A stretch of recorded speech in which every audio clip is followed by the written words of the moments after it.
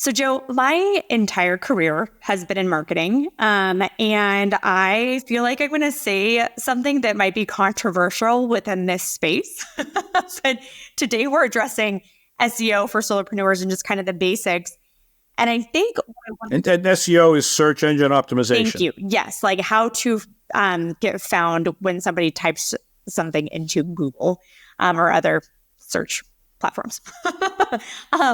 So the thing that I really want to drive home with solopreneurs is I want you to ask yourselves if SEO is the right solution for you. A lot of times solopreneurs only need 3 or 4 clients. And the SEO, the search engine optimization game, can be a long play, and it could take months to get found on search, longer for some people, shorter if you really get a winner piece of content. But I don't think a lot of solopreneurs have time for that anymore. I think they want clients from the get-go and really need that paycheck coming in so that they can either leave their current job or make their business profitable. And so before we dive into this, I just want to throw that caveat in that SEO has always been like, you need a website, you need to get found, you need to do your keyword research, SEO, SEO, SEO. And I don't think it's necessary these days for a lot of solopreneurs. So that is my first point. However, can I just add to that? Yeah, so I agree with you. It's almost unwinnable for a lot of categories just because the big guys have won it. It's done. And you're never going to displace them at the top of Google for anything that's not a really specialized, you remember the time we talked about the idea of becoming a ferret portrait painter for people with pet ferrets. Sure, you can rank for that, believe me, because there's no problem. Probably not a lot of searches on that, but you can get that. But the point is, I do think it's important, and I have seen this not work, but you type in somebody's name or the name of their business, and it doesn't show up at the top of Google. If you type Joe Rando, you might not get me at the top because there are a number of us in the country. But if you type Joe Rando LifeStarr, I'm showing up number 1. And you really, really want that to be true. And it isn't true for a lot of solopreneurs. They don't take it that far, and I really think you should. Somebody should be able to find you and see your website if they're interested in you. Yes, no, that's a great point. The other thing I want to say, just for today's purposes, because we could, when it comes to SEO, we could go into keyword research. We could go into the H1 tags and the alt text and what you should put in the meta description. And these are all like the basic things that you should still do just to kind of dot your I's and cross your T's. I don't think we necessarily need to go into that for this short episode. If you do a quick Google search, SEO 101, you will find everything that I was just talking about. But what's funny is I said Google search. And what's interesting in the SEO world is just how it's kind of getting flipped on its head because of AI and the way that AI is finding answers for people. And I think the traditional rules of SEO are now changing. So people have said this. I think of George B. Thomas. He always talks about humans first. And I think it is more relevant now than ever. And when it comes to your content, your website, your promotional materials, everything, instead of thinking like, keyword research, I think you need to be thinking about, what does your audience want? How do you solve their problem? How do you convey that to them? And really resonate and be your authentic self. Gone are the days where you can just send like a blast promo out and hope it sticks. You need to really connect on a human level. And I think that is going to be the biggest thing for AI or for SEO moving forward, is to be the most human you can be in an AI world. Dale Bertrand, talks about the new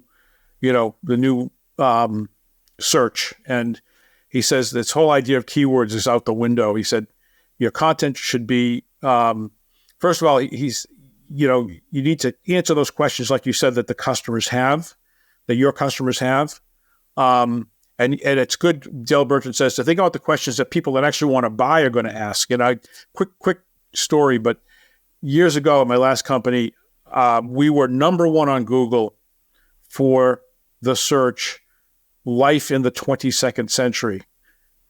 And the reason for that is not because we were futurists or anything, but because I had written a kind of a comic blog about shopping in the 22nd century because somebody had asked me to write to appear on a panel talking about shopping in 10 years. I said, I have no idea what shopping is going to be like in 10 years. I can tell you what it's going to be like in 100 years because, it's easier to spot long trends than to see the short ones. And that showed up for years. We were number one on Google for that search and did no good, never converted a customer. So just being number one on Google does nothing. You really want to be focused on people that are looking to buy what you sell. So that content, talk about the problems they're facing, the solutions that you provide, be brand focused on yourself and what you're about, create guides, worksheets, templates, checklists, these kinds of things that people use when they're making decisions. Marcus Sheridan's always talking about, creating calculators and pricing, things and anything where you can help people calculate something, quizzes, and surveys, those kind, those quizzes that you take, are you ready to be a solopreneur? People love those things. Those kinds of things can really drive traffic, and sometimes help you to find actual customers. So yep. I really feel that's important. The one caveat I have for SEO that I will say quickly is for local SEO. If you are only attracting local clients and customers, get that Google listing, get those reviews, really build that out and focus on local search terms so that you can get found in your area. And again, the reviews are huge. So really focusing your strategy around getting testimonials, 5 stars and all of that jazz. But that's only if you're only attracting people within your location. If you can take anybody from anywhere in the country or even the world, you don't, SEO is a different ballgame these days, but local SEO, I still think is relevant and helpful to focus on. So those are my... Well, just a really important thing. And I heard from Neil Patel, they did a bunch of research and they found that, talking about AI, that human generated content gets 5 times more traffic than AI generated content. And I think the reason for that is that, AI is really kind of like the average of everything, right? So it's kind of looking at everything out in the world and coming up with that average. So it's really kind of bland on its own. And so you really need that human component. And it's really showing up in terms of, 5 times more traffic. That's huge. And the other cool thing is that low fidelity content that you with a selfie stick on a video talking into your phone while you're walking down the street is performing better than the high production stuff, which means solopreneurs can make that stuff all day compared to, the really high production stuff that's expensive. But that's actually doing better than the fancy stuff. A few other things about, just getting people to, driven to your site. Keeping your content fresh and updated is really important now. That makes a big difference.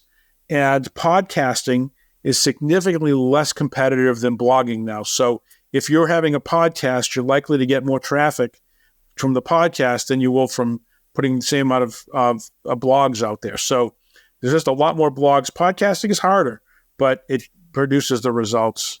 So just wanted to mention those things. And if you're like, but I love putting blogs out, you can convert your podcast transcript into a blog post with creativity. You don't have to reinvent the wheel.